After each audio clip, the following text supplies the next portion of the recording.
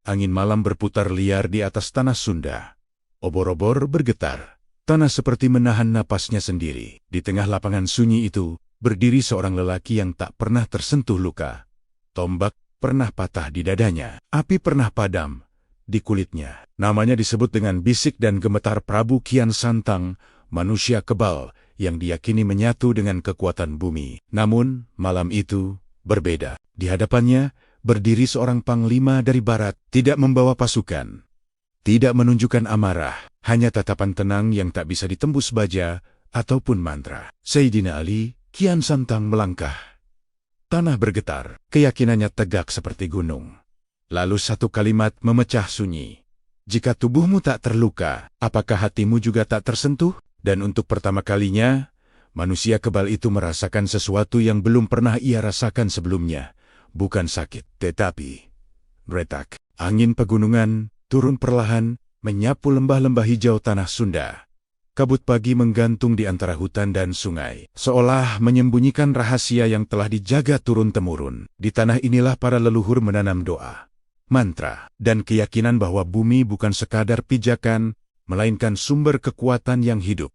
Setiap batu dipercaya memiliki ruh, setiap pohon dianggap menyimpan penjaga. Dan di atas tanah yang diyakini sakral itu, lahirlah seorang putra yang kelak mengguncang keyakinan banyak orang. Ia dikenal sebagai Prabu Kian Santang, putra dari Prabu Siliwangi. Sejak kecil, tubuhnya berbeda. Saat anak-anak lain terluka oleh duri dan batu tajam, kulitnya tetap utuh. Ketika remaja lain belajar menangkis, ia justru berdiri tanpa gentar menghadapi bilah besi.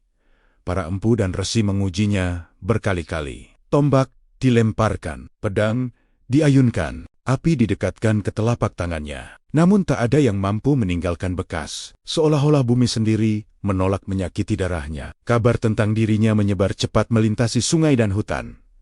Rakyat mulai menyebutnya manusia kebal, bukan hanya karena tubuhnya tak terluka, tetapi karena keteguhannya menghadapi apapun tanpa ragu. Dalam setiap latihan perang, denting senjata terdengar keras, lalu berhenti mendadak saat logam itu retak mengenai dadanya. Para prajurit menunduk, antara kagum dan takut. Mereka melihat bukan sekadar seorang pangeran, melainkan simbol perlindungan bagi kerajaan.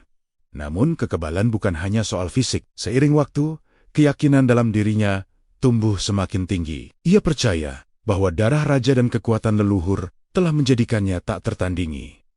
Di balairung istana, tatapannya tegas. Di medan latihan, langkahnya berat dan pasti. Ia berjalan seperti seseorang yang yakin tidak ada yang mampu menjatuhkannya. Keyakinan itu mengeras, perlahan berubah menjadi tembok yang tak terlihat. Di sudut-sudut kerajaan Pakuan Pajajaran, para tetua berbisik pelan. Mereka bangga pada sang putra, tetapi juga khawatir pada bara dalam dadanya. Karena setiap kekuatan besar selalu membawa ujian yang lebih besar. Dan setiap tubuh yang tak terluka bisa saja menyimpan titik rapuh yang tak terlihat oleh mata. Suatu sore, di tepi sungai yang mengalir tenang, Kian Santang berdiri memandang bayangannya sendiri di permukaan air. Ia melihat sosok tegap tanpa cacat. Ia melihat bukti bahwa dirinya dipilih oleh takdir. Tetapi air sungai tak pernah benar-benar diam. Riaknya memecah bayangan itu, mengingatkan bahwa apapun yang tampak kokoh tetap berada dalam arus waktu. Langit mulai memerah. Burung-burung kembali ke sarang. Di kejauhan, suara gamelan istana terdengar pelan, mengiringi senja yang turun seperti tirai. Tanah Sunda tetap berdiri megah, seolah tak tergoyahkan. Dan di atas tanah itu, sang putra baja berdiri dengan keyakinan penuh bahwa tak ada kekuatan yang mampu menembus dirinya. Ia belum tahu bahwa ujian terbesarnya bukanlah pedang, bukan api, bukan tombak. Ujian itu akan datang bukan untuk melukai tubuhnya, tetapi untuk mengguncang keyakinannya. Dan ketika hari itu tiba, tanah Sunda akan menyaksikan bahwa kekebalan sejati tidak pernah sesederhana kulit yang tak tersayat. Sejarah pun bergerak pelan, menyiapkan panggung bagi pertemuan yang akan mengubah arah hidupnya. Pagi itu, halaman istana Pakuan Pajajaran dipenuhi prajurit dan rakyat yang berdesakan, ingin menyaksikan sesuatu yang jarang terjadi. Matahari belum tinggi, tetapi udara sudah terasa panas oleh harap dan rasa ingin tahu. Di tengah lingkaran tanah yang diratakan, Prabu Kian Santang berdiri dengan dada terbuka. Tubuhnya tegap, Tatapannya lurus. Tidak ada perisai di tangannya. Tidak ada zirah yang melindungi kulitnya. Seorang panglima maju membawa tombak panjang. Ujungnya berkilat terkena cahaya. Suasana hening. Hanya terdengar napas yang tertahan dan gesekan kain prajurit yang bergerak pelan. Tombak itu dilemparkan dengan seluruh tenaga. Meluncur cepat, membelah udara, menghantam dada sang putra baja. Bunyi retak terdengar keras. Bukan tulang yang patah. Bukan kulit yang robek, tombak itu justru terbelah, jatuh ke tanah dalam 2 potong kayu tak berguna. Kian Santang tidak bergeser selangkah pun. Ia berdiri seperti batu karang yang tak tergoyahkan ombak. Sorak, membahana, rakyat menunduk, beberapa bahkan bersujud. Di mata mereka ia bukan lagi sekadar pangeran. Ia adalah perwujudan perlindungan. Selama ia berdiri, tak ada musuh yang berani menantang tanah ini. Ujian berikutnya lebih keras. Pedang diayunkan berkali-kali ke lengannya. Bilahnya melengkung. Serpihan logam terlempar, namun kulitnya tetap utuh. Api dinyalakan, menyentuh telapak tangannya. Bara merah menyala. Asap tipis mengepul. Tetapi tak ada bau daging terbakar. Api itu padam, seperti kehilangan daya. Nama Prabu Kian Santang menyebar melewati hutan dan sungai tanah Sunda.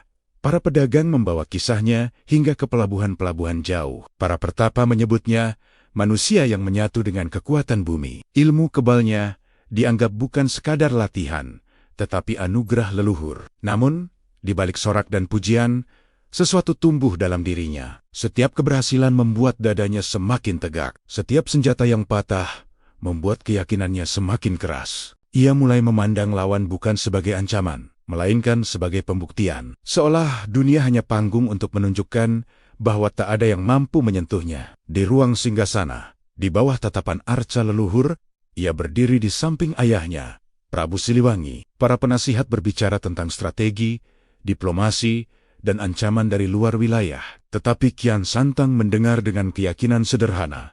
Selama dirinya ada, tak ada yang perlu ditakutkan. Sore hari, ia meminta latihan yang lebih berat. Batu besar diangkat dan dijatuhkan ke bahunya. Ia hanya mengibaskan debu.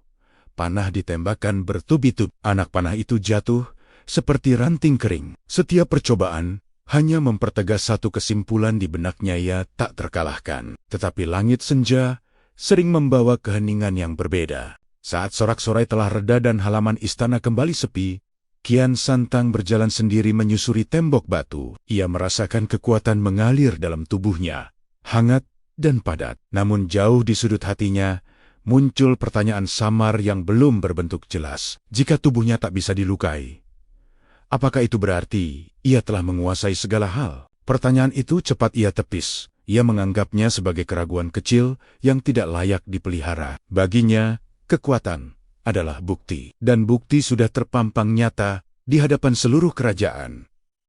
Malam turun perlahan di atas pakuan Pajajaran. Obor menyala di dinding istana. Bayangan tubuhnya memanjang di lantai batu, besar dan kokoh. Rakyat tidur dengan rasa aman, percaya bahwa mereka dijaga oleh manusia yang tak tersentuh senjata. Namun sejarah tidak pernah berhenti pada satu puncak. Setiap kejayaan selalu memanggil ujian yang lebih tinggi. Dan di balik gemuruh pujian yang menggema hari itu, takdir sedang bergerak pelan, menyiapkan sesuatu yang tak bisa dipatahkan dengan kekuatan fisik semata. Hari-hari di pakuan Pajajaran berjalan seperti biasa, tetapi ada sesuatu yang berubah dalam udara. Angin yang datang dari pesisir membawa kabar yang tak biasa. Para pedagang yang singgah di pelabuhan menceritakan tentang seorang panglima dari negeri jauh, seorang lelaki yang tidak dikenal karena tubuhnya kebal, tetapi karena keberanian dan keyakinannya yang tak tergoyahkan. Nama itu disebut dengan nada berbeda, Sayyidina Ali. Kabar itu menyebar pelan, seperti riak kecil yang merambat di permukaan danau. Dikatakan bahwa ia mampu menundukkan musuh bukan hanya dengan pedang, tetapi dengan iman yang kokoh. Bahwa dalam setiap pertempuran, keberaniannya bukan berasal dari kesaktian tubuh, melainkan dari keyakinan yang menyalakan jiwanya. Prabu Kian Santang mendengar kisah itu di balairung istana. Ia duduk tegak, wajahnya tenang, tetapi matanya menyimpan sorot tajam. Ia telah terbiasa mendengar pujian tentang dirinya. Namun kali ini, cerita yang beredar bukan tentang tanah Sunda, bukan tentang dirinya. Ini tentang seseorang dari barat, seseorang yang tidak pernah ia lihat. Para penasihat mencoba menjelaskan bahwa dunia di luar hutan dan gunung jauh lebih luas dari yang dibayangkan, bahwa ada kekuatan lain yang tidak lahir dari mantra leluhur atau pusaka kerajaan. Tetapi Kian Santang hanya diam. Dalam benaknya, kekuatan selalu memiliki bentuk yang jelas. Otot, kulit, daya tahan, dan keberanian di medan laga. Malam itu, ia berjalan sendirian menyusuri halaman istana. Lanhit, bersibulan, menggantung pucat di atas tanah Sunda. Suara serangga terdengar samar, memecah kesunyian. Ia mencoba mengabaikan kabar yang terus terngiang. Baginya, tidak ada kekuatan yang tidak bisa diuji. Namun ada sesuatu dalam cerita tentang Sayyidina Ali yang membuatnya gelisah. Bukan karena ancaman perang, bukan karena tantangan terbuka, melainkan karena cara orang-orang menyebut namanya dengan hormat yang berbeda, dengan keyakinan yang tidak bersumber pada kebal atau kesaktian tubuh. Keesokan harinya, ia memanggil seorang pedagang tua yang baru kembali dari pelayaran panjang. Dengan suara tegas, ia meminta kisah itu diulang. Pedagang itu berbicara tentang keberanian di medan perang, tentang pedang yang diangkat bukan untuk kesombongan, tetapi untuk membela keyakinan, tentang seseorang yang berdiri teguh bukan karena tak bisa terluka, melainkan karena tidak takut terluka. Kata-kata itu terasa asing bagi Kian Santang. Ia terbiasa pada kekuatan yang terlihat, pada bila yang patah dan api yang padam. Tetapi, bagaimana cara mengukur kekuatan yang bersumber dari keyakinan? Bagaimana membuktikan sesuatu yang tidak berwujud di dalam dadanya? Keyakinan yang selama ini kokoh, mulai digoyang oleh rasa ingin tahu, bukan rasa takut, melainkan dorongan untuk membuktikan bahwa tidak ada kekuatan di dunia ini yang melampaui dirinya. Langit sore berubah kemerahan. Dari menara istana, ia memandang ke arah barat, ke arah matahari yang tenggelam perlahan. Di sanalah, menurut cerita, lelaki itu berasal. Di sanalah, menurut kabar, berdiri sosok yang dihormati bukan karena kebal, tetapi karena iman. Angin bertiup lebih dingin. Prabu Kian Santang merasakan sesuatu yang belum pernah ia rasakan sebelumnya. Bukan luka, bukan sakit, tetapi kegelisahan yang tidak bisa dihancurkan dengan kekuatan fisik. Kabar itu mungkin hanya cerita, mungkin hanya legenda yang dibesar-besarkan oleh para musafir. Namun bagi seorang yang terbiasa berdiri di puncak, kehadiran nama lain di Cakrawala adalah tantangan yang tak bisa diabaikan. Dan di bawah langit tanah Sunda yang mulai gelap, keputusan mulai tumbuh dalam hatinya. Jika benar ada kekuatan yang melampaui kebal dan baja, maka ia akan mencarinya, bukan untuk tunduk, tetapi untuk membuktikan. Sejarah pun bergerak lebih jauh, mempertemukan dua keyakinan yang belum pernah saling berhadapan. Malam turun perlahan di atas pakuan Pajajaran. Obor-obor di dinding istana menyala redup. Cahayanya bergoyang tertiup angin yang lebih dingin dari biasanya. Di balik tembok batu yang kokoh, Prabu Kian Santang duduk sendiri. Tidak ada prajurit, tidak ada sorak kemenangan. Hanya sunyi yang terasa lebih berat dari hari-hari sebelumnya. Kabar tentang Sayyidina Ali belum juga hilang dari pikirannya. Nama itu terus berulang dalam ingatan. Seperti gema yang tak mau lenyap. Ia telah membuktikan kekebalannya di hadapan seluruh tanah Sunda. Tombak patah, pedang retak, api padam. Tetapi cerita tentang seorang lelaki yang kuat karena iman, bukan karena kebal, mulai menggoyahkan keyakinannya yang selama ini tak pernah ia pertanyakan. Kian Santang berdiri dan melangkah menuju halaman istana. Langit malam tampak luas dan gelap, bintang-bintang bertaburan seperti saksi bisu. Ia menarik napas panjang, merasakan udara pegunungan yang dingin menyentuh dadanya. Tubuhnya tetap tegap, otot-ototnya tetap kuat. Tidak ada luka yang bisa ditemukan. Namun, ada sesuatu yang tidak terlihat mulai bergerak di dalam dirinya. Ia mencoba mengusir kegelisahan itu dengan latihan. Di tengah malam, ia memerintahkan prajurit membawa senjata. Pedang kembali diayunkan ke tubuhnya. Tombak dilemparkan. Semua berakhir sama seperti sebelumnya. Senjata patah, kayu retak, logam bengkok. Para prajurit kembali bersorak, memuji kesaktiannya. Tetapi kali ini, sorakan itu tidak lagi terasa utuh. Ia menyadari bahwa setiap ujian hanya membuktikan apa yang sudah ia ketahui.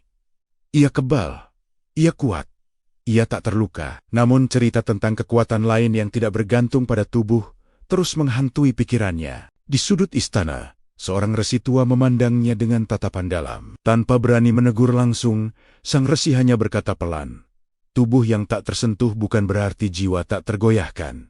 Kalimat itu singkat, tetapi terasa berat. Kian Santang tidak menjawab, ia hanya menatap lurus ke depan, menahan sesuatu yang belum pernah ia akui sebelumnya. Kesombongan yang selama ini menjadi perisainya mulai menunjukkan retakan halus. Ia selalu percaya bahwa kekuatan adalah sesuatu yang bisa dilihat dan diuji. Tetapi bagaimana jika ada kekuatan yang tidak bisa dipatahkan oleh pedang? Karena memang tidak berdiri di ranah yang sama. Bagaimana jika ada pertarungan yang tidak berlangsung di medan laga, melainkan di dalam hati? Angin malam semakin kencang, daun-daun berdesir, seperti bisikan yang saling bersahutan. Tanah Sunda yang selama ini terasa begitu aman, kini tampak berbeda. Bukan karena ancaman luar, melainkan karena pergolakan batin sang putra baja. Ia berjalan menuju tepi tembok istana dan memandang ke arah barat. Di sana, di balik cakrawala yang gelap, terletak negeri yang disebat-sebut sebagai asal sang panglima. Kian Santang tidak merasa takut. Ia tidak mengenal rasa gentar. Tetapi ia mulai menyadari satu hal. Kekebalan tubuhnya tidak mampu membungkam pertanyaan yang tumbuh di dadanya. Untuk pertama kalinya, ia merasakan bahwa mungkin ada batas yang belum pernah ia sentuh. Bukan batas kekuatan fisik, melainkan batas keyakinan. Dan retakan kecil itu, yang awalnya hanya bisikan samar, perlahan menjadi celah yang semakin jelas. Celah yang akan membawanya pada keputusan besar. Celah yang akan mempertemukannya dengan ujian yang tak bisa dihadapi hanya dengan dada terbuka dan kulit tanpa luka. Malam itu, di bawah langit yang sunyi, Prabu Kian Santang mulai menyadari bahwa musuh terberatnya mungkin bukanlah manusia lain, tetapi dirinya sendiri. Malam itu, sunyi terasa lebih dalam dari biasanya. Angin berhenti berembus di halaman pakuan Pajajaran. Obor-obor menyala kecil, nyaris padam. Prabu Kian Santang berbaring dengan mata terpejam. Tetapi pikirannya belum juga tenang. Retakan kecil dalam keyakinannya belum hilang. Nama Sayyidina Ali masih berputar di benaknya, seperti gema yang tak menemukan ujung. Ketika akhirnya ia tertidur, mimpi itu datang tanpa peringatan. Ia berdiri di tengah lapangan luas yang asing. Tanahnya kering, langitnya kelabu. Tidak ada prajurit, tidak ada istana, tidak ada suara sorak. Ia sendirian, tubuhnya tetap tegap. Dadanya terbuka seperti biasa. Ia menunggu serangan, seperti dalam setiap ujian kesaktian yang pernah ia lalui. Namun, tidak ada tombak yang melayang. Tidak ada pedang yang mengayun. Yang datang hanyalah cahaya. Cahaya itu tidak menyilaukan, tetapi terasa berat. Ia mendekat perlahan, menembus udara tanpa suara. Kian Santang berdiri tegak, yakin bahwa tak ada apapun yang bisa menyentuhnya. Ia telah membuktikan itu berkali-kali. Tetapi ketika cahaya itu mencapai dadanya, ia merasakan sesuatu yang belum pernah ia rasakan sebelumnya. Bukan luka, bukan panas, bukan sakit, melainkan rasa runtuh. Ia melihat tubuhnya tetap utuh. Tidak ada darah, tidak ada bekas sayatan, namun dadanya terasa kosong, seolah sesuatu yang selama ini menopangnya tiba-tiba menghilang. Ia mencoba bergerak, tetapi langkahnya berat. Ia mencoba berteriak, tetapi suaranya tertahan. Di dalam mimpi itu, ia melihat bayangannya sendiri retak. Bukan kulitnya, bukan tulangnya, tetapi keyakinannya. Ia terbangun dengan napas tersengal.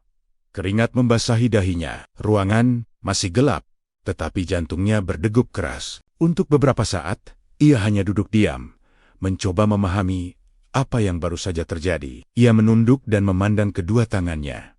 Kulitnya tetap keras, otot-ototnya tetap kuat. Tidak ada perubahan, namun perasaan dalam dadanya berbeda. Ada kegelisahan yang tidak bisa ia jelaskan. Ia bangkit dan berjalan keluar kamar, menuju halaman istana. Langit masih gelap, menjelang fajar. Bintang-bintang mulai memudar. Di kejauhan, hutan-hutan tanah Sunda tampak seperti bayangan hitam yang tak bergerak. Ia menarik napas panjang. Selama ini ia selalu yakin bahwa kekuatan adalah sesuatu yang bisa diuji secara nyata. Ia berdiri menghadapi besi dan api, dan semuanya tunduk. Tetapi dalam mimpi itu, ia tidak dilukai oleh senjata. Ia tidak dikalahkan oleh serangan fisik. Ia runtuh oleh sesuatu yang tak berbentuk. Apakah itu pertanda kelemahan, ataukah pertanda bahwa ada lapisan lain dari kekuatan yang belum pernah ia sentuh? Fajar mulai menyingsing.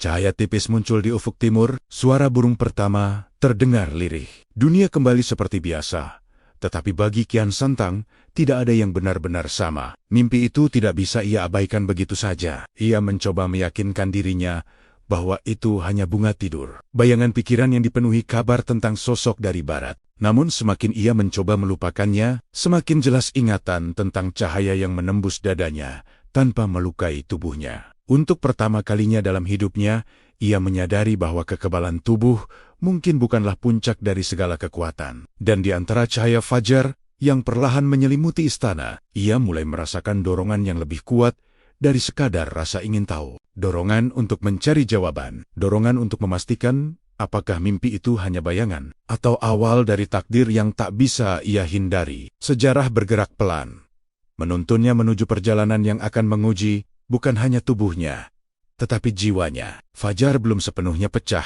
ketika Prabu Kian Santang berdiri di gerbang Pakuan Pajajaran. Kabut tipis menggantung di udara pagi, menyelimuti bata-bata istana yang dingin. Para prajurit berbaris rapi, menunggu perintah. Namun, hari itu bukan tentang latihan, bukan tentang pembuktian kekebalan di hadapan rakyat. Hari itu tentang keputusan. Ia tidak mengenakan busana kebesaran kerajaan, tidak membawa pasukan besar, hanya pedang di pinggang dan langkah yang mantap. Keputusan telah tumbuh sejak malam mimpi itu datang. Jika ada kekuatan yang melampaui tubuh kebal, maka ia akan mencarinya sendiri. Bukan untuk menyerang, bukan untuk menaklukkan wilayah, melainkan untuk menaklukkan keraguan yang mulai berakar di dalam dirinya. Ayahnya, Prabu Siliwangi, memandang dengan sorot mata yang dalam. Tidak ada larangan, tidak ada paksaan untuk tinggal. Hanya pesan singkat, tegas, dan berat. Setiap perjalanan bukan hanya menguji kaki yang melangkah, tetapi hati yang dibawa. Kian Santang menunduk hormat. Kata-kata itu terasa lebih berat dari senjata manapun. Gerbang terbuka perlahan. Langkah pertamanya meninggalkan istana terdengar jelas di telinga sendiri. Batu-batu halaman yang biasa ia pijak kini terasa berbeda. Ia tidak lagi berjalan sebagai simbol kebal tanah Sunda. Ia berjalan sebagai manusia yang mencari jawaban.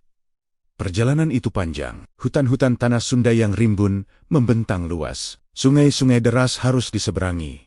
Gunung-gunung terjal berdiri seperti ujian alam. Namun semua itu tidak membuatnya gentar. Tubuhnya tetap kuat. Kakinya tidak pernah goyah. Ia terbiasa menghadapi rintangan fisik. Yang berbeda adalah pikirannya. Di setiap langkah, ia mengingat kembali mimpi tentang cahaya yang menembus dadanya. Ia mencoba memahami arti runtuh tanpa luka. Selama ini, setiap ancaman bisa ia hadapi dengan dada terbuka. Tetapi bagaimana menghadapi sesuatu yang tidak memiliki bentuk? Di desa-desa yang ia lewati, rakyat mengenalinya. Mereka menunduk hormat. Sebagian memohon perlindungan. Sebagian meminta ia menunjukkan kesaktiannya. Kian Santang tidak lagi mencari sorakan. Ia hanya mengangguk singkat dan melanjutkan perjalanan. Pujian yang dulu menghangatkan dadanya kini terasa ringan, seolah tidak lagi memuaskan. Malam demi malam, ia tidur di bawah langit terbuka. Bintang-bintang menjadi atapnya, angin menjadi teman sunyinya. Di keheningan itu, ia mulai merasakan bahwa kekuatan sejati mungkin bukan tentang berdiri paling tinggi, tetapi tentang memahami batas diri. Kabar tentang sosok dari barat terus ia dengar dari para musafir. Nama Sayyidina Ali disebut dengan nada hormat yang tidak sama dengan rasa takut pada kekuatan fisik. Dikatakan bahwa keberaniannya lahir dari keyakinan, bukan dari kesaktian tubuh. Bahwa pedangnya tajam bukan karena baja semata, tetapi karena niat yang lurus. Kian Santang tidak merasa tersinggung. Ia justru semakin terdorong. Jika benar ada kekuatan yang tidak bergantung pada kebal atau pusaka, maka ia harus melihatnya sendiri. Perjalanan ini bukan lagi tentang mempertahankan nama, bukan tentang menjaga kehormatan kerajaan. Ini tentang membuktikan satu hal yang mulai mengusik batinnya. Apakah tubuh yang tak terluka berarti jiwa yang tak tergoyahkan? Langkahnya semakin jauh dari istana, semakin dekat pada takdir yang belum pernah ia bayangkan. Di setiap hembusan angin dan desir dedaunan, seolah alam sendiri menyaksikan pergeseran dalam dirinya. Ia berangkat sebagai manusia yang yakin tak terkalahkan. Namun di ujung perjalanan ini, ia mungkin akan menemukan bahwa musuh terbesarnya bukanlah lawan yang berdiri di hadapan, melainkan keyakinan lama yang harus ia lepaskan. Dan sejarah, tanpa tergesa, terus membuka jalan menuju pertemuan yang akan mengubah arah hidupnya selamanya. Perjalanan panjang itu akhirnya membawanya melewati batas-batas yang belum pernah ia pijak sebelumnya. Hutan-hutan lebat mulai berganti dengan tanah tandus dan padang luas yang terbuka. Angin berembus kering, membawa debu yang menempel di kulitnya. Prabu Kian Santang melangkah tanpa ragu. Tetapi hatinya terasa lebih waspada dari biasanya. Ia tidak lagi berjalan sebagai pangeran yang disambut sorak, melainkan sebagai pencari jawaban. Di sebuah padang sunyi, jauh dari istana dan hiruk-pikuk kerajaan, ia melihat sosok yang berdiri sendiri. Tidak ada pasukan, tidak ada perisai yang terangkat, tidak ada gemuruh perang. Hanya seorang lelaki dengan tatapan tenang yang memandang cakrawala seolah sedang menunggu. Dialah Sayyidina Ali. Langit siang tampak pucat. Angin berhenti sejenak, seolah alam menahan napas. Dua dunia yang berbeda kini berdiri saling berhadapan. Di satu sisi, Kian Santang, manusia yang tubuhnya tak pernah terluka, putra dari Prabu Siliwangi, simbol kekuatan tanah Sunda. Di sisi lain, seorang panglima yang namanya menggema bukan karena kebal, tetapi karena iman dan keberanian. Kian Santang berdiri tegak. Dadanya terbuka seperti biasa. Ia menunggu sikap permusuhan, menanti gerakan pertama yang menandakan pertempuran. Namun yang ia temui justru ketenangan yang sulit ia pahami. Tatapan Sayyidina Ali tidak menyimpan tantangan yang kasar. Tidak ada kesombongan, tidak ada ancaman. Hanya keyakinan yang tenang. Beberapa langkah mendekat terasa berat, bukan karena jarak, melainkan karena suasana yang berbeda dari medan laga manapun yang pernah ia hadapi. Ia terbiasa pada gemuruh, pada teriakan perang, pada suara logam beradu. Tetapi di sini kesunyian justru terasa lebih kuat. Kian Santang akhirnya berbicara dengan suara tegas, menantang. Seperti biasa, ia menyebut namanya, menyebut asal-usulnya, menyebut kesaktiannya yang telah teruji. Kata-katanya mantap, tetapi gema dalam dadanya tidak lagi sekeras dulu. Sayyidina Ali menjawab dengan singkat. Suaranya tidak meninggi, tidak juga merendah. Ia tidak menyebut kekuatan tubuh, tidak membanggakan kemenangan. Ia hanya menegaskan bahwa kekuatan sejati tidak lahir dari kebal terhadap luka, melainkan dari keteguhan hati menghadapi kebenaran. Kalimat itu menggantung di udara. Kian Santang merasakan sesuatu yang sulit ia jelaskan. Ia tidak merasa diremehkan, ia juga tidak merasa dipuji. Ia justru merasa dilihat bukan sebagai simbol kebal, melainkan sebagai manusia. Angin kembali berembus. Debu berputar pelan di antara mereka. Matahari bergerak perlahan di atas kepala. Waktu seperti melambat, memberi ruang bagi dua keyakinan untuk saling mengukur tanpa senjata. Kian Santang mengencangkan genggaman pada gagang pedangnya, bukan karena takut, tetapi karena dorongan untuk membuktikan masih mengalir kuat dalam dirinya. Ia telah datang sejauh ini untuk satu hal, memastikan bahwa tidak ada kekuatan yang melampaui dirinya. Namun semakin ia menatap lelaki di hadapannya, semakin ia menyadari bahwa ini bukan pertemuan biasa. Ini bukan sekadar adu kesaktian.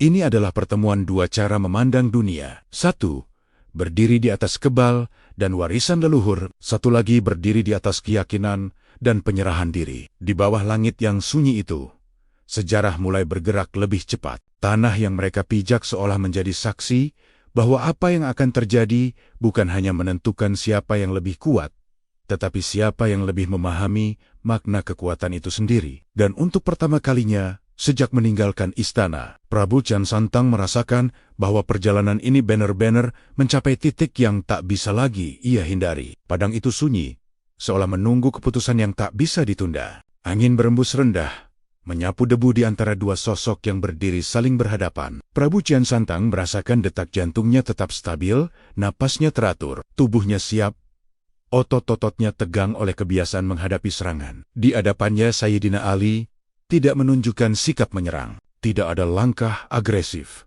tidak ada ancang-ancang. Ia berdiri dengan tenang, seolah medan itu bukan tempat untuk membuktikan kekuatan fisik, melainkan ruang untuk menguji sesuatu yang lebih dalam. Kian Santang mengangkat pedangnya perlahan. Baja itu berkilau di bawah matahari siang. Ia tidak terbiasa menunggu terlalu lama. Baginya, ujian selalu dimulai dengan gerakan, dengan benturan, dengan suara keras yang menandai siapa yang lebih kuat. Buktikan. Ucapnya singkat, suaranya tegas, mengandung tantangan yang selama ini tak pernah gagal ia menangkan. Namun jawaban yang ia terima bukanlah serangan. Sayyidina Ali hanya menatapnya, lalu berkata dengan tenang, kekuatan bukan untuk dibuktikan dengan amarah. Kalimat itu terasa ganjil di telinga Kian Santang. Ia datang Jojo untuk bertemu kekuatan yang disebut-sebut melampaui kesaktiannya. Ia mengharapkan perlawanan, ia mengharapkan adu daya. Tetapi yang ia temui justru ketenangan yang tidak terguncang oleh provokasi. Dorongan dalam dadanya semakin kuat. Tanpa menunggu lagi, ia melangkah maju dan mengayunkan pedangnya. Gerakannya cepat dan presisi, terlatih oleh bertahan-tahan pertempuran. Udara terbelah oleh suara tajam baja yang meluncur. Namun, Sayyidina Ali tidak membalas dengan kekerasan. Ia menghindar dengan gerakan sederhana, tidak tergesa. Bukan gerakan yang menunjukkan ketakutan, melainkan penguasaan diri. Ayunan kedua datang lebih kuat. Tanah di bawah kaki Kian Santang bergetar, tetapi setiap serangan terasa seperti menghantam ruang kosong. Tidak ada benturan keras, tidak ada percikan api, hanya udara yang terbelah dan debu yang berputar. Kian Santang mulai merasakan sesuatu yang berbeda. Ia tidak sedang melawan tubuh yang kebal. Ia seperti melawan ketenangan yang tidak bisa ia sentuh. Ia berhenti sejenak, napasnya sedikit lebih berat, bukan karena lelah, tetapi karena kebingungan yang mulai menyusup. Selama ini, setiap serangan selalu menghasilkan reaksi. Pedang yang patah, tombak yang retak, api yang padam. Namun kini, reaksinya bukan kerusakan fisik, melainkan kesadaran bahwa ia tidak menguasai situasi sepenuhnya. Sayyidina Ali akhirnya melangkah mendekat, tidak mengangkat pedang, tidak memperlihatkan niat melukai. Ia hanya berkata pelan, "Engkau kuat, tetapi engkau belum mengenal batas." Kata itu menusuk lebih dalam dari bilah manapun. Kian Santang merasa dadanya kembali mengingat mimpi tentang cahaya yang menembus tanpa melukai. Perasaan runtuh itu datang lagi, samar namun nyata. Ia tidak terluka. Kulitnya tetap utuh, tubuhnya tetap kokoh, tetapi keyakinannya mulai goyah. Ujian pertama ini bukan tentang siapa yang jatuh tersungkur, bukan tentang siapa yang berdarah. Ini tentang siapa yang mampu berdiri tanpa digerakkan oleh ego. Angin kembali bertiup lebih kencang, seolah menandai bahwa sesuatu telah berubah. Kian Santang menurunkan pedangnya perlahan. Ia tidak kalah, namun ia juga tidak menang. Untuk pertama kalinya dalam hidupnya, ia merasakan bahwa kekuatan yang ia banggakan bukanlah satu-satunya ukuran. Ada lapisan lain yang belum pernah ia sentuh. Lapisan yang tidak bisa ditembus dengan baja atau dilindungi dengan kebal. Dan di padang sunyi itu, ujian baru saja dimulai. Matahari menggantung tepat di atas padang yang luas itu. Panasnya membakar kulit, tetapi tidak menyentuh tekad Prabu Kian Santang. Ia berdiri kembali dengan pedang terangkat. Napasnya lebih dalam dari sebelumnya. Ujian pertama belum memuaskan dahaganya untuk membuktikan diri. Jika ketenangan lawannya adalah bentuk kekuatan, maka ia akan menguji batasnya dengan seluruh daya yang ia miliki. Di hadapannya Sayyidina Ali tetap berdiri tanpa tergesa. Tidak ada kegelisahan di wajahnya. Tidak ada tanda bahwa ia merasa terancam. Hanya keyakinan yang tidak goyah, seperti akar pohon tua yang mencengkeram tanah dalam diam.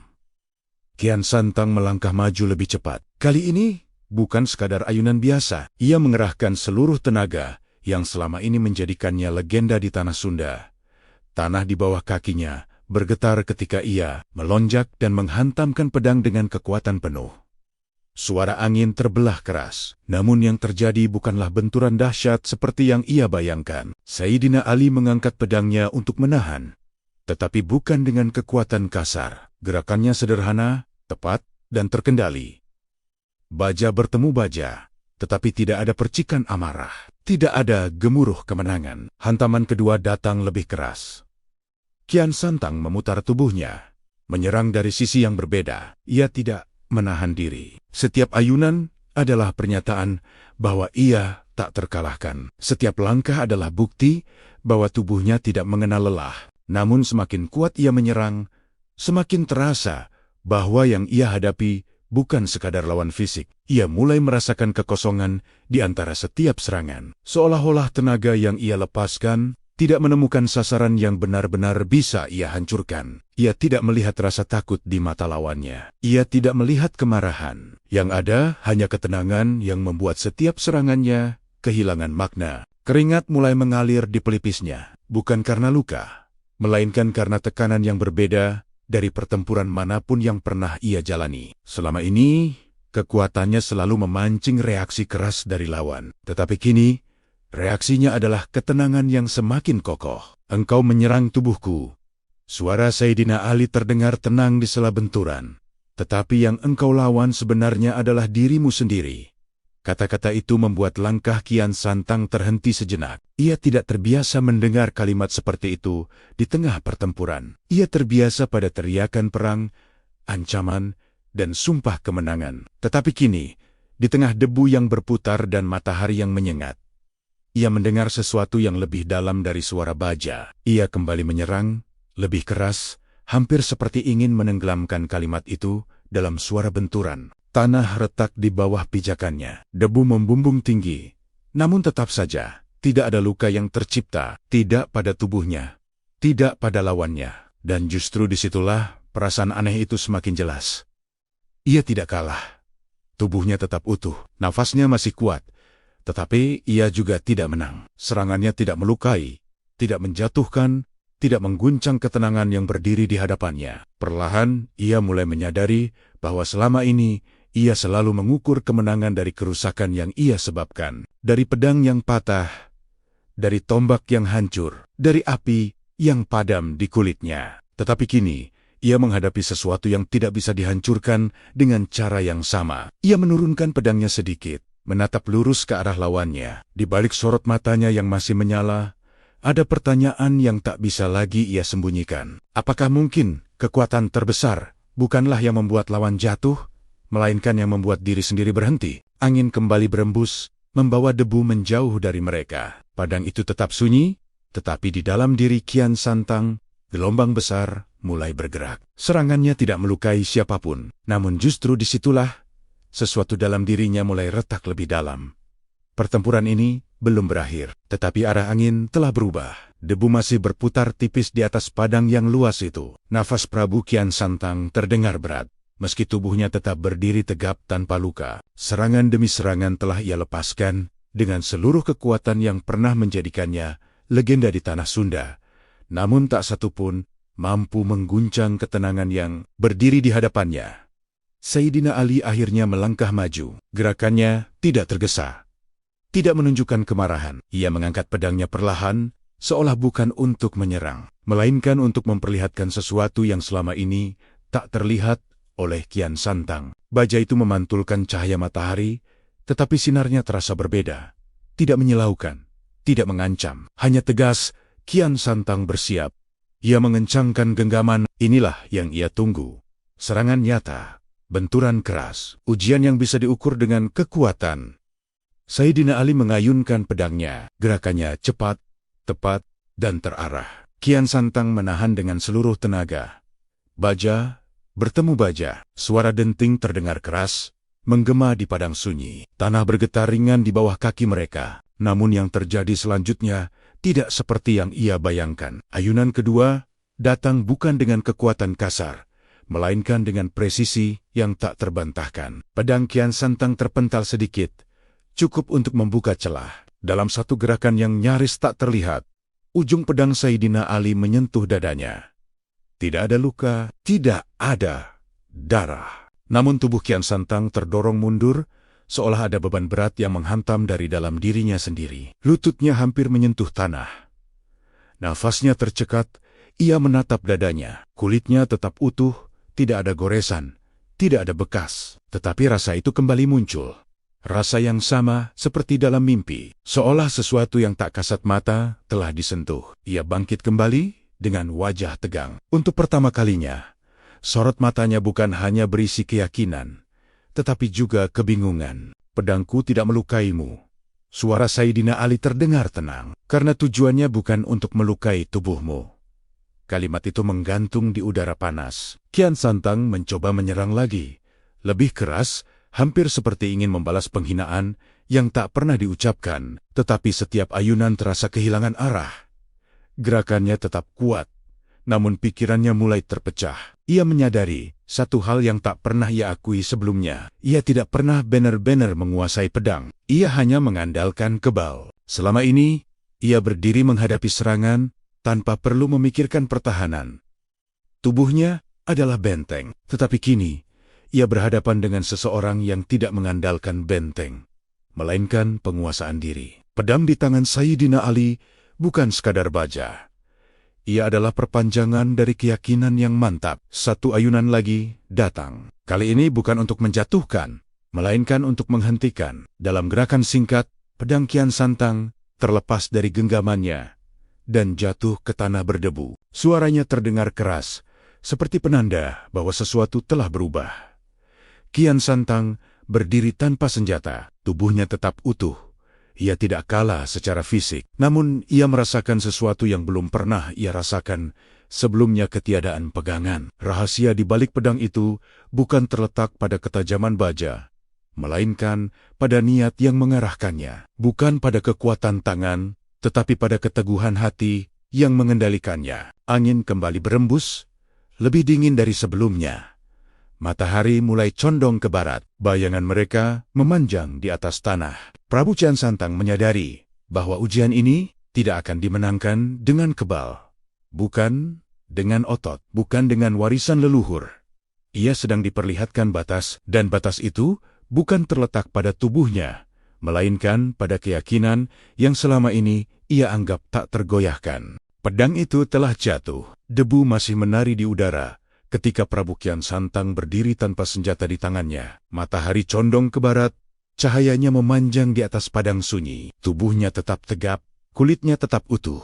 Tidak ada luka yang bisa dilihat, tetapi sesuatu yang jauh lebih dalam sedang retak. Di hadapannya Sayyidina Ali menurunkan pedangnya perlahan. Tidak ada sorot kemenangan di wajahnya. Tidak ada senyum meremehkan. Hanya ketenangan yang sama seperti saat mereka pertama kali berhadapan. Kian Santang menunduk sekilas, menatap pedangnya yang tergeletak di tanah. Selama ini, ia tidak pernah benar-benar membutuhkan senjata.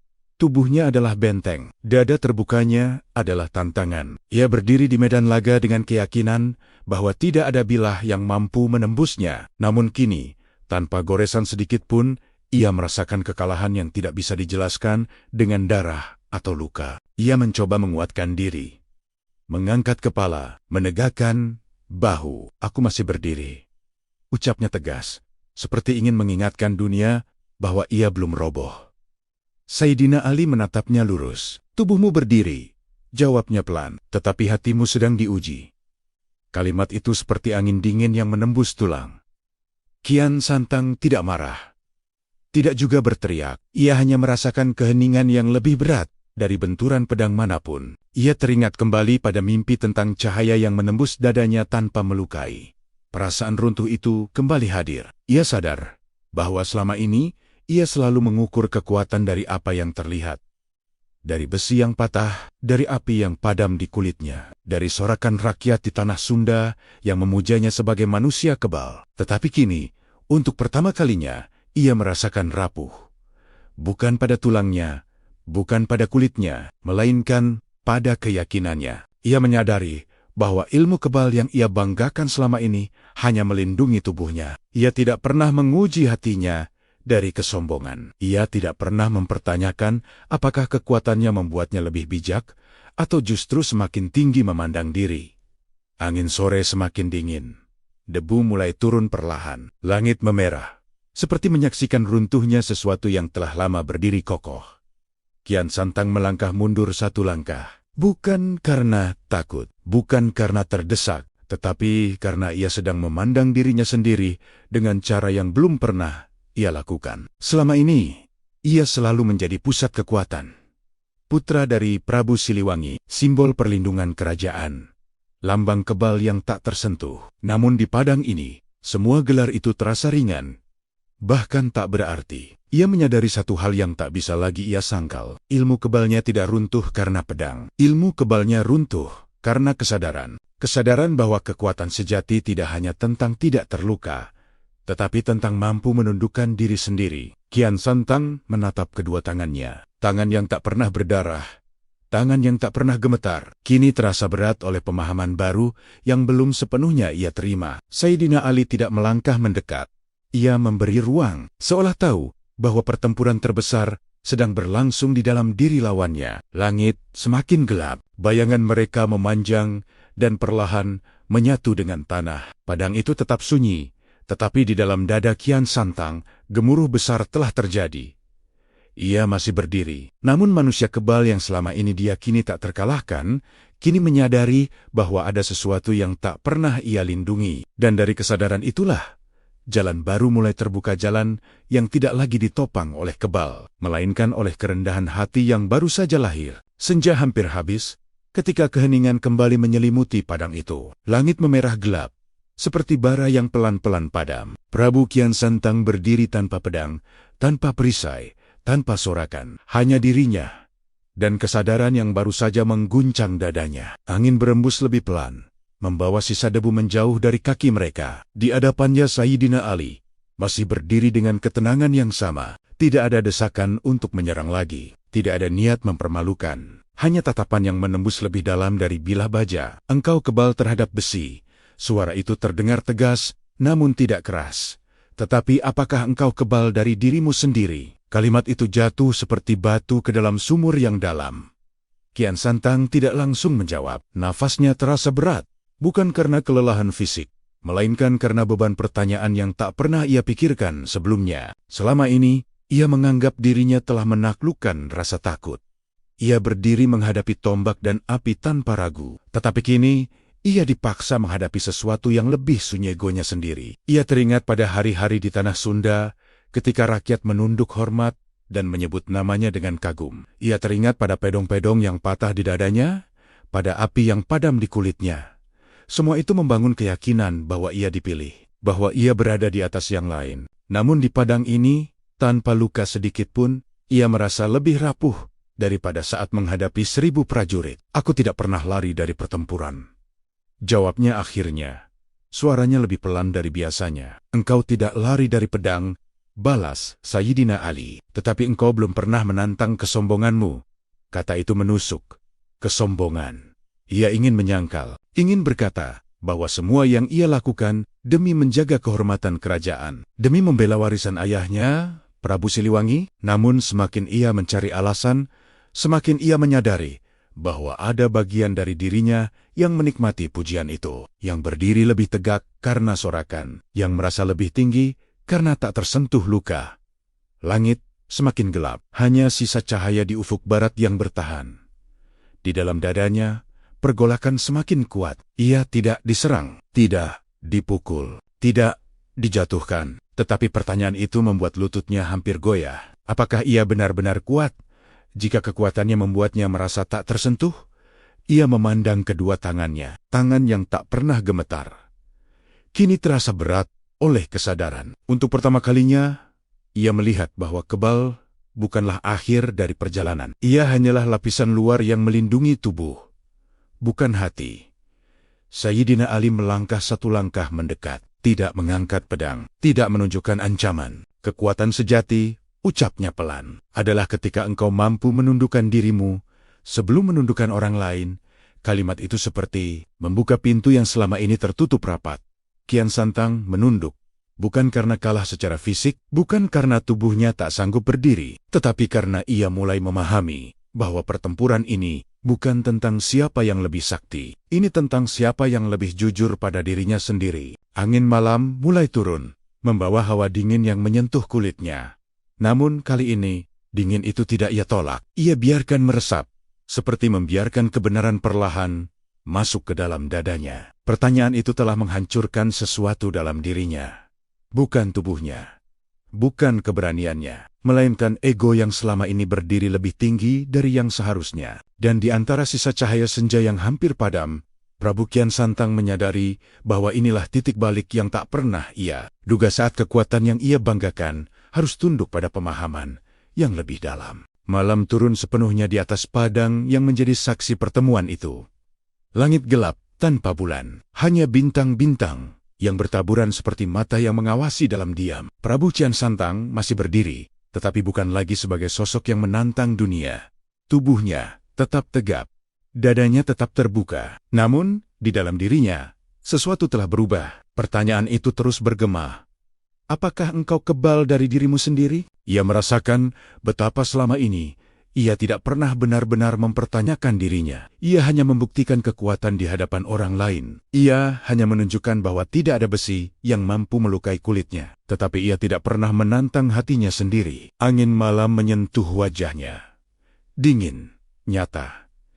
Ia tidak lagi menolaknya. Ia membiarkan rasa itu hadir, seperti menerima bahwa ia tidak selalu harus berdiri sebagai yang tertinggi. Di hadapannya Sayyidina Ali tetap diam, tidak mendesak, tidak menuntut jawaban. Ia memberi ruang, seolah tahu bahwa keputusan yang paling berat bukanlah keputusan untuk menyerang, melainkan untuk menunduk. Kian Santang menatap tanah di bawah kakinya. Tanah yang bukan berasal dari tanah Sunda, tanah asing. Namun di atas tanah inilah, ia melihat dirinya lebih jelas daripada saat berdiri di halaman istana. Ia mengingat kembali perjalanan panjangnya. Ia berangkat dengan keyakinan bahwa ia akan membuktikan tak ada kekuatan yang melampaui dirinya. Ia datang dengan dada penuh kebanggaan. Sebagai putra Prabu Siliwangi, ia membawa nama besar, warisan leluhur, dan kesaktian yang tak tertandingi. Tetapi kini, semua itu terasa ringan. Perlahan, ia melangkah maju, bukan untuk menyerang, bukan untuk menantang. Ia berdiri lebih dekat, lalu menurunkan karena diancam, tetapi karena ia mulai memahami sesuatu yang lebih tinggi dari kebal. Ia menundukkan kepala. Gerakan itu sederhana, namun bagi seorang yang tak pernah kalah, itu adalah gemuruh yang paling keras. Aku mencari kekuatan, ucapnya pelan. Suaranya tidak lagi menggelegar seperti di medan laga. Dan aku menemukannya, bukan seperti yang kubayangkan. Tidak ada tepuk tangan, tidak ada sorak, hanya keheningan yang terasa lebih lapang. Sayyidina Ali menatapnya dengan sorot yang tidak menghakimi. Tidak ada kemenangan yang dipamerkan, karena ini bukan tentang menaklukkan tubuh lawan, melainkan membuka kesadaran. Kian Santang menyadari bahwa ia tidak kehilangan kekuatan.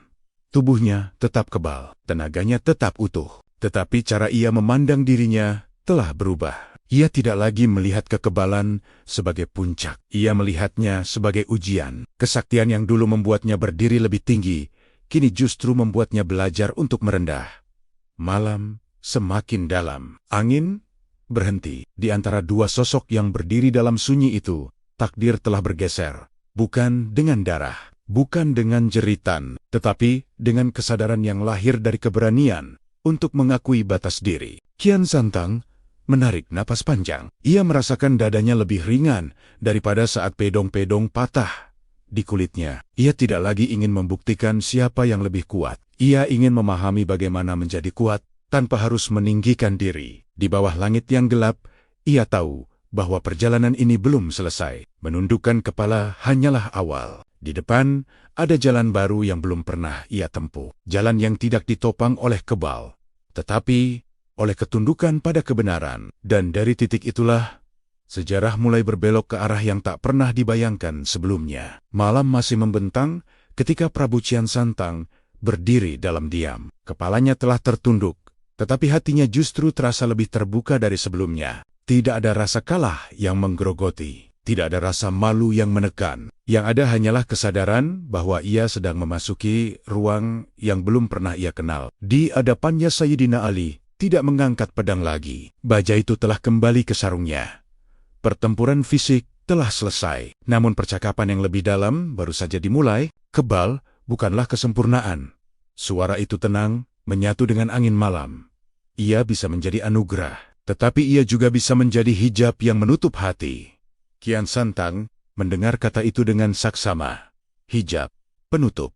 Ia mulai memahami bahwa selama ini kekebalannya telah menjadi dinding. Dinding yang melindungi tubuhnya, tetapi juga memisahkannya dari pemahaman yang lebih luas. Ia duduk perlahan di atas tanah padang itu. Untuk pertama kalinya, ia tidak berdiri sebagai penantang. Ia duduk sebagai murid yang ingin mengerti. Tubuhnya yang selama ini tegap dan siap bertarung kini menjadi tenang. Sayyidina Ali berbicara tentang tauhid, tentang kekuatan yang tidak bergantung pada otot atau baja, tentang keyakinan bahwa segala daya bukan milik manusia, melainkan titipan dari Yang Maha Kuasa, bahwa keberanian sejati bukanlah berdiri tanpa luka, tetapi berdiri dalam kebenaran meski siap terluka. Kata-kata itu tidak menggelegar, tidak memaksa, namun terasa lebih tajam dari pedang. Kian Santang mulai menyadari betapa selama ini ia mengira bahwa kekuatan adalah miliknya, bahwa tubuh kebalnya adalah hasil keunggulan dirinya. Ia jarang memandang ke atas, jarang menyadari bahwa anugerah itu bisa saja menjadi ujian. Jika engkau kebal, lanjut suara itu, maka gunakan ia untuk melindungi, bukan untuk meninggikan diri. Kalimat itu sederhana, tetapi di dalamnya terkandung perubahan arah. ia teringat kembali pada istana Pakuan Pajajaran, pada rakyat yang menunduk hormat, pada nama besar ayahnya, Prabu Siliwangi. Ia menyadari bahwa semua itu bukanlah panggung untuk menunjukkan kesaktian, melainkan amanah yang harus dijaga dengan hati yang bersih. Malam semakin hening. Angin berhenti. Di atas padang sunyi itu, Kian Santang merasakan sesuatu yang belum pernah ia rasakan dalam kemenangan manapun. Ketenangan yang tidak lahir dari mengalahkan, melainkan dari memahami. Ilmu yang lebih tinggi itu tidak membuat tubuhnya semakin kebal, tidak menambah kekuatan ototnya, tetapi ia merasakan dadanya lebih luas. Beban yang selama ini tak ia sadari, perlahan terangkat. Ia mengangkat wajahnya, menatap langit yang dipenuhi bintang. Untuk pertama kalinya, ia merasa kecil, dan dalam rasa kecil itu, ia justru menemukan kebesaran yang berbeda. Ilmu ini tidak mengajarinya bagaimana menjatuhkan lawan. Ilmu ini mengajarinya bagaimana menjatuhkan kesombongan. Perjalanan yang ia tempuh dari tanah Sunda kini menemukan makna yang tak pernah ia bayangkan. Ia berangkat untuk membuktikan diri, namun ia kembali dengan pemahaman bahwa diri bukanlah pusat dari segalanya. Malam itu, di bawah langit yang luas, Prabu Kian Santang tidak lagi mencari pembuktian. Ia menerima bahwa kekuatan sejati bukanlah pada tubuh yang tak terluka, melainkan pada hati yang tunduk dan siap dibimbing. Dan dari padang sunyi itu, lahirlah awal yang baru, awal dari perjalanan yang tidak lagi digerakkan oleh ego, tetapi oleh kesadaran yang lebih dalam. Fajar menyingsing pelan ketika Prabu Kian Santang memulai perjalanan pulang. Langkahnya mantap, tetapi tidak lagi berat oleh kesombongan. Angin pagi menyentuh wajahnya dengan lembut, seolah menyambut perubahan yang telah tumbuh di dalam dirinya. Ia meninggalkan padang sunyi itu bukan sebagai manusia yang kalah, melainkan sebagai manusia yang telah menemukan arah baru. Perjalanan kembali terasa berbeda. Gunung-gunung yang ia lewati tidak lagi tampak sebagai tantangan untuk ditaklukkan, melainkan sebagai tanda kebesaran alam yang harus dihormati. Sungai-sungai yang deras tidak lagi ia pandang sebagai rintangan, tetapi sebagai pengingat bahwa kehidupan selalu mengalir dan berubah. Dalam setiap langkahnya, ia membawa ilmu yang tidak terlihat, tetapi terasa nyata. Kian Santang tidak lagi berjalan untuk membuktikan siapa dirinya. Ia berjalan untuk menjaga amanah yang lebih besar. Ia memahami bahwa kekebalannya tetap ada, tetapi kini ia memandangnya sebagai titipan. Bukan untuk meninggikan diri, bukan untuk mencari pujian, melainkan untuk melindungi dan mengayomi. Ketika gerbang Pakuan Pajajaran terlihat di kejauhan, dadanya bergetar pelan. Ia teringat pada hari ketika ia meninggalkan istana dengan tekad membara. Ia berangkat sebagai putra baja yang tak tergoyahkan. Kini ia kembali sebagai manusia yang telah menundukkan dirinya sendiri. Rakyat yang melihat kedatangannya bergegas berkumpul. Kabar tentang perjalanannya telah lebih dulu sampai. Mereka menanti dengan harap dan kebanggaan. Di mata mereka ia tetaplah sosok yang tak pernah terluka. Tetapi bagi Kian Santang, ada sesuatu yang jauh lebih penting daripada kekaguman itu. Ia melangkah memasuki halaman istana.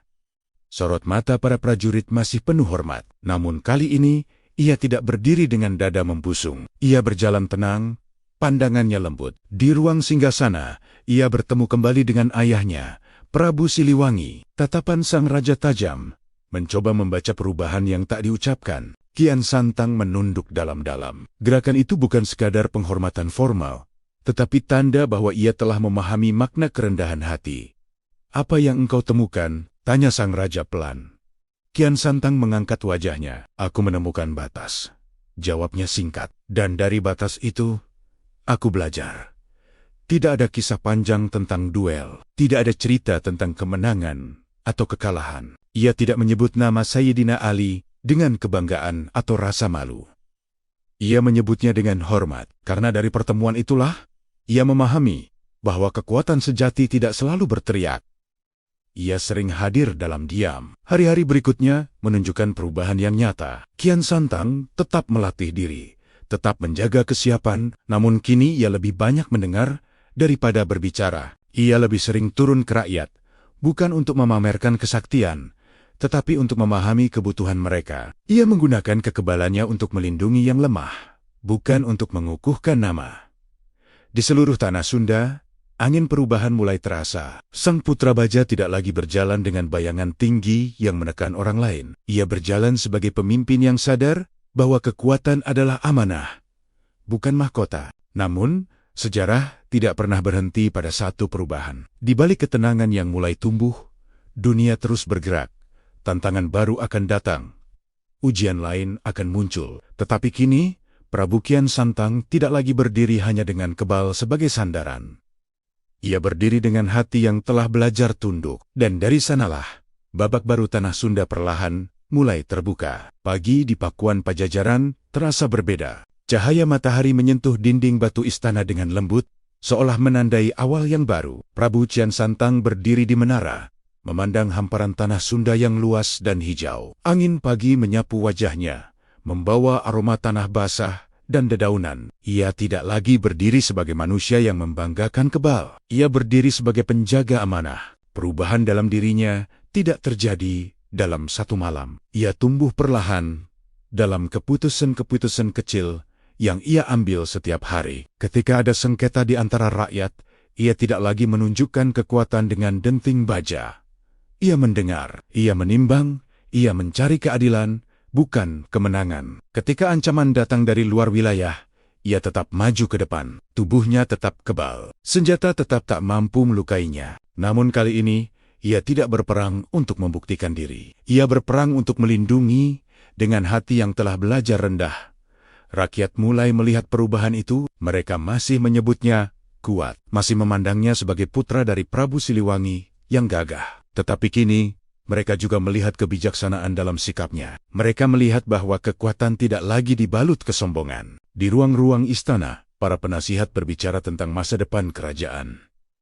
Kian Santang duduk bersama mereka tanpa jarak. Ia tidak lagi menganggap dirinya di atas segalanya. Ia memahami bahwa setiap keputusan bukan hanya tentang hari ini, tetapi tentang warisan yang akan tertinggal. Ia teringat pada pertemuannya dengan Sayyidina Ali di padang sunyi itu. Tidak ada luka yang tersisa di tubuhnya, tidak ada bekas pertempuran. Namun bekas kesadaran itu tetap hidup di dalam dirinya. Warisan terbesar bukanlah ilmu kebal yang membuatnya tak tersentuh. Warisan terbesar adalah pemahaman bahwa kekuatan harus tunduk pada kebenaran. Dari hari ke hari, cerita tentang perubahan sang putra menyebar ke pelosok negeri. Anak-anak mendengar kisah tentang manusia kebal yang belajar merendah. Para prajurit memahami bahwa keberanian bukan hanya soal maju tanpa takut, tetapi juga soal mengakui batas diri. Tanah Sunda tidak lagi hanya dijaga oleh tubuh baja, ia dijaga oleh kesadaran baru yang tumbuh di dalam pemimpinnya. Namun waktu terus berjalan, generasi berganti. Kisah berubah menjadi legenda. Sebagian orang mengingatnya sebagai manusia kebal yang tak terkalahkan. Sebagian lagi mengingatnya sebagai pangeran yang menundukkan ego. Kebenaran sering tersembunyi di antara dua cerita itu. Yang pasti, dari pertemuan di padang sunyi hingga kembalinya ia ke istana, arah sejarah telah bergeser. Tanah ini tidak lagi berdiri di atas kebanggaan semata, tetapi di atas pelajaran tentang kerendahan hati. Dan di bawah langit tanah Sunda yang luas, warisan itu terus menggema. Tidak selalu terdengar keras, tidak selalu disebut dengan nama, tetapi hidup dalam keputusan-keputusan kecil. Dalam cara pemimpin memandang rakyatnya, dalam cara kekuatan digunakan untuk melindungi, bukan meninggikan diri. Sejarah tidak pernah benar-benar selesai. Ia bergerak dari satu kesadaran ke kesadaran berikutnya. Dan kisah tentang runtuhnya ilmu kebal itu bukanlah akhir, melainkan awal dari perjalanan panjang yang akan terus dibisikkan angin kepada generasi-generasi setelahnya.